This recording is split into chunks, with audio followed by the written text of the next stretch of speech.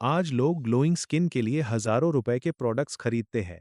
हर महीने नया skin care trend follow करते हैं, एक्सपेंसिव फेशियल्स करवाते हैं, लेकिन फिर भी चेहरे की चमक कुछ समय बाद वापस चली जाती है। क्योंकि असली समस्या बाहर नहीं, अंदर होती है।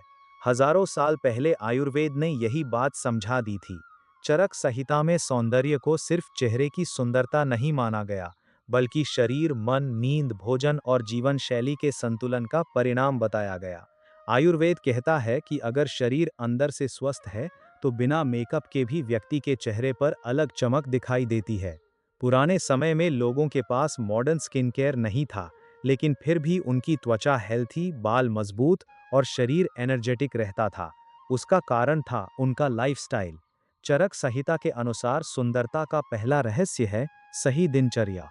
आज ज्यादातर लोग देर रात तक फोन चलाते हैं, सुबह देर से उठते हैं, बिना किसी रूटीन के दिन बिताते हैं। लेकिन आयुर्वेद कहता है कि शरीर प्रकृति के साथ जुड़ा हुआ है।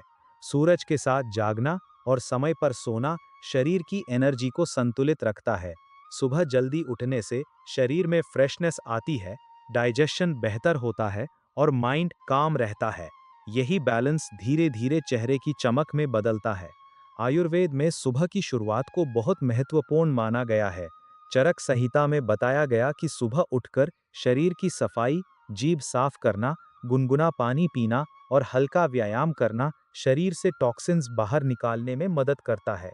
आज लोग सिर्फ फेस वॉश को स्किन केयर समझते हैं, लेकिन आयुर्वेद के अनुसार शरीर को अंदर और बाहर दोनों तरफ से साफ रखना जरूरी है। अगर शरीर के अंदर गंदगी जमा हो रही है, तो उसका असर चेहरे पर जरूर दिखाई देगा। दूसरा सबसे बड़ा रहस्य है पाचन। चरक संहिता में कहा गया कि सुंदरता की शुरुआत पेट से होती है। अगर डाइजेशन कमजोर है, तो शरीर में आम बनता है। आम यानी शरीर के अंदर जमा होने वाले टॉक्सिन्स। यही टॉक्सिन्स धीरे धीरे pimples, acne, pigmentation, dull skin और हेयर फॉल का कारण बनते हैं। आज लोग एक्सपेंसिव क्रीम्स लगाते हैं, लेकिन गलत खाना नहीं छोड़ते। बहुत ज़्यादा fried food, package snacks, cold drinks और बार बार खाना शरीर की डाइजेस्टिव फायर को कमज़ोर कर देता है। जब खाना सही तरीके से डाइजेस्ट नहीं होता, तो उसका असर चेहरे पर दिखने लगता है। आयुर्वेद कहता है कि जो भोजन ताज़ा, हल्का और आसानी से पचने वाला हो, वही शरीर को असली नरिशमेंट देता है। पुराने समय में लोग सीजनल फ्रूट्स, घर का बना खाना और प्राकृतिक चीज़ें ज़्यादा खाते थे। इसलिए उनकी स्किन नेचुरली हेल्थी रहती थी। आज प्रोसेस्ड फूड शरीर को कैलोरीज तो देता है, लेकिन पोषण नहीं देता। इसी कारण कम उम्र में ही चेहरे की चमक कम होने लगती है। तीसरा रहस्य है घी और प्राकृतिक तेल। आज की दुनिया में फैट्स को दुश्मन समझ लिया गया है। लोग बिना ऑयल वाला खाना खाने लगे हैं, लेकिन चरक संहिता में घी को शरीर का पोषण बताया गया है।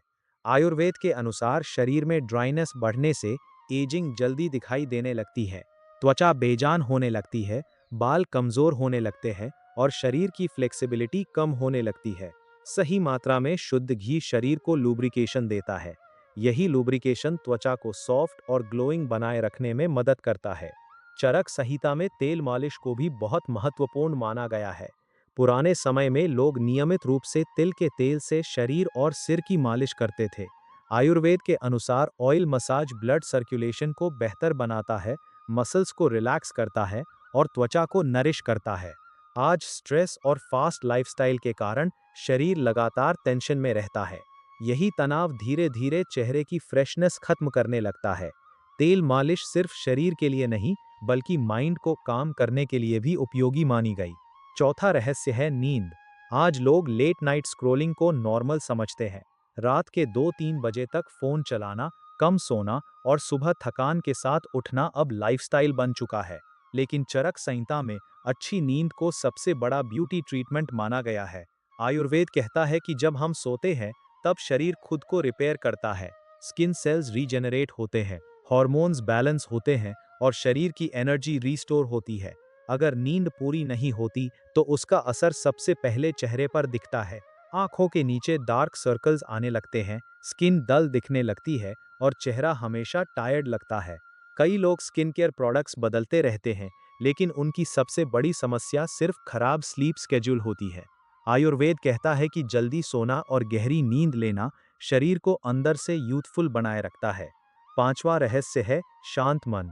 चरक संहिता में मानसिक तनाव को सुंदरता का सबसे बड़ा दुश्मन बताया गया है। आज की जिंदगी में चिंता, कंपैरिजन, ओवरथिंकिंग और स्ट्रेस हर व्यक्ति का हिस्सा बन चुके हैं। लेकिन आयुर्वेद के अनुसार जब मन लगातार तनाव में रहता है तो उसका असर शरीर के हॉर्मोन्स पर पड़ता है। यही imbalance acne, hair fall, dull skin और प्रीमच्योर एजिंग को बढ़ाता है। आपने देखा होगा कि कुछ लोग ज्यादा मेकअप ना करने के बाद भी अट्रैक्टिव लगते हैं। उसका कारण सिर्फ उनका चेहरा नहीं, बल्कि उनका काम एनर्जी और पीसफुल माइंड होता है। आयुर्वेद मेडिटेशन, पॉजिटिव थॉट्स और इमोशनल बैलेंस को भी ब्यूटी रूटीन का हिस्सा मानता है, क्योंकि असली ग्लो सिर्फ स्किन पर नहीं, एनर्जी में दिखाई देता है। छठा और सबसे खास रहस्य है ऋतुचर्या, यानी मौसम के अनुसार लाइफस्टाइल बदलना। आज लोग हर मौसम में एक जैसी आदतें रखते हैं, वही खाना, वही रूटीन और वही लाइफस्टाइल। लेकिन चरक संहिता कहती है कि शरीर हर मौसम में अलग तरीके से रिएक्ट करता है। गर्मियों में शरीर को कूलिंग फूड्स की जरूरत होती है। ज्यादा मसालेदार और ऑयली खाना शरीर में हीट बढ़ाता है, जिससे एक्नी और टैनिंग बढ़ सकती है। इसलिए गर्मियों में हल्का भोजन, ज्यादा पानी और ठंडी तासीर वाली चीजें बेनिफिशियल मानी गई। वहीं सर्दियों में शरीर को नरिशमेंट और वार्मथ की जरूरत होती है। इसलिए उस समय घी, ड्राई फ्रूट्स और ऑयल मसाज को महत्वपूर्ण माना गया। आयुर्वेद कहता है कि जो व्यक्ति मौसम के अनुसार अपने शरीर की जरूरत समझता है, उसकी त्वचा लंबे समय तक हेल्थी रहती है।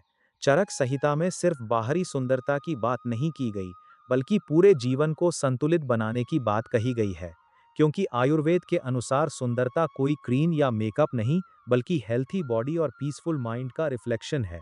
आज की दुनिया इंस्टेंट ब्यूटी चाहती है, लोग ओवरनाइट ग्लो चाहते हैं, लेकिन आयुर्वेद स्लो और नेचुरल हीलिंग की बात करता है। जो सुंदरता अंदर से आती है, वही लंबे समय तक टिकती है। इसलिए अगर सच में नेचुरली अट्रैक्टिव दिखना है, तो सिर्फ प्रोडक्ट्स बदलने से कुछ नहीं होगा, लाइफस्टाइल बदलना पड़ेगा।